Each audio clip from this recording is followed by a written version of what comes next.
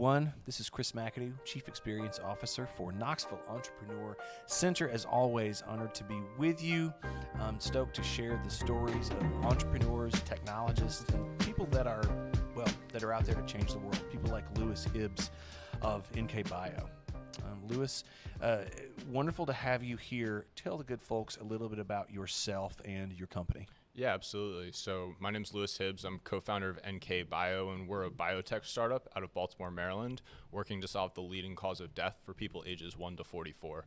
So that problem is car crashes, gunshot wounds, and other injuries that are severe and cause bleeding.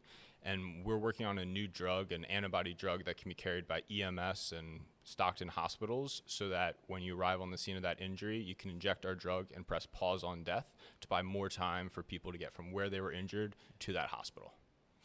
And where did the initial idea for this antibody treatment come from? Yeah, so it actually came from my grandfather. He was the first director of emergency medicine at Johns Hopkins. He spent his career as a trauma surgeon, but also as a researcher, trying to understand what this problem was that's going on in the body and how he could develop new medicines to give people a better chance of being saved once they get to his hospital where he could help them.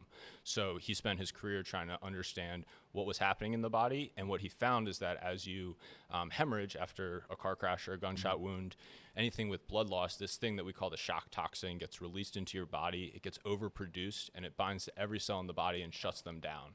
That causes organ failure and ultimately death. And what he found is that you could take an antibody drug, which binds specifically to that toxin, and even minutes before animals are going to die, you can inject that antibody drug. It neutralizes that toxin, protecting those cells and restoring organ function, and then essentially preventing death and really prolonging life significantly. We think that translating that to humans can be super impactful and buy them more time to get to that hospital and then through that surgery. Let's talk about time. After a traumatic event, what does this antibody treatment, what kind of time does this give us? Yeah, so after an injury, car crash, or gunshot wound, the average death occurs just 8 minutes before surgeons can save that person's life. But in the future, when those minutes count, our drug could buy you hours. At least in preclinical studies, we can prevent death for 4 hours, at which point the study was ended. But those hours could be the difference between life and death for hundreds of thousands of people every year. Well, and this is preclinical. So give me a sense of your timeline. And then also, for those who may be listening that are unfamiliar with this process, tell us a little bit about what preclinical, tell us about what these things mean. Yeah, absolutely. So when we're developing a new medicine, the FDA is our regulator, and we need to follow their process to bring our drug to market. So at the preclinical stage, we got to show that it works, which we've done in preclinical studies already. And now we have to show for the FDA that it's safe and it's not toxic. So we need to go through some more preclinical testing to show them that, at which point we should hopefully hit that milestone at the end of next year and be allowed to enter clinical trials. Wow. Clinical trials are what you usually hear about. You got to prove that the drug's safe in humans, and then you got to show that it works in some humans, and then you have to show it works at scale as kind of the final step. And going through that process, we hope we can be ready for approval at the beginning of 2030 and really start moving this to a place where it can save people's lives. Wow. Well, so Lewis, you have a background in business and economics, and I know originally you thought that's where you were going to come in. And help your grandfather build this out. Tell me a little bit about how that trajectory changed and who you are bringing along with you to help bring this to life. Yeah, absolutely. So we started this company working with my mom. She's my co-founder, and trying to help my grandfather bring this discovery to where it needed to be. I really thought that was a lot of business challenges that we needed to figure out and solve, and quickly learned that it was a lot of technical and regulatory challenges also. So unfortunately, my grandfather got sick. He ended up passing away in 2020 and left my mom and I to really figure this out and move it forward the rest of the way. But we lost our clinical support. So we brought in one of the top trauma surgeons, Dr. Gene Moore. He's out at Denver Health. The trauma center there is literally named after him, and people regularly refer to him as the Michael Jordan of surgery. So we brought in one of the top clinicians. We also brought in a retired military colonel who set up the first theater hospital for the Air Force in Iraq and operated on over 500 combat casualties there. We've also brought in some top regulatory experts who have helped develop hundreds of drugs over their careers. So we've really brought together an awesome team to support us and support our work and really push forward both the technical and clinical development that we're working on. And that's been great.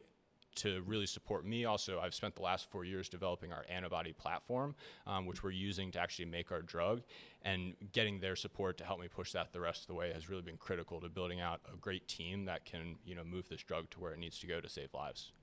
Well, let's talk about those lives. What's the potential here? If you guys, if things move forward and you can introduce your product by 2030, what does the potential look like for NKA Bio? Yeah, absolutely. So the first part of the potential that we're really focused on is just saving those lives. So every year, over 130,000 people die from injury here in the U.S., and they really could have a much better shot at living if they just had more time to get to that hospital and through surgery.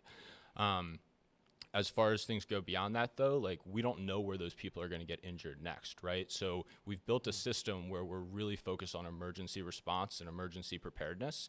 And so where we see our drug ultimately fitting in is it needs to be in office buildings, it needs to be in schools, it needs to be at concert venues, the places where these accidents and casualty events happen. It needs to be there to quickly respond to them so that we can start saving these people's lives from the minute that event happens. Wow. And if someone wants to learn more about, NK Bio, where do we go? Yeah, you can check out our website, nkabio.com, or reach out to me on LinkedIn. Okay, awesome. Lewis Hibbs. Oh, one more question. Sure. As they say. So you guys came from Baltimore. Yep. What has it meant for you to be here in Tennessee as part of our entrepreneurial ecosystem, but also as part of the Techstars cohort? Yeah, so it's been really great being here in Knoxville. It's been awesome to kind of get thrown immediately into an ecosystem and just start meeting so many people who want to support and help our company in so many different ways. But even looking beyond that, just the Techstars program has been really helpful for us. The team here has been really supportive, but also the partners, getting to work with University of Tennessee and Oak Ridge National Labs specifically for us, as well as the other partner, TVA. It's great to have that support from those institutions, and we're really looking at some different paths to advance our research faster through those partnerships. Awesome. Lewis, thank you very much. We wish you all the best, and we appreciate you being here in Knoxville. Awesome. Thanks so much.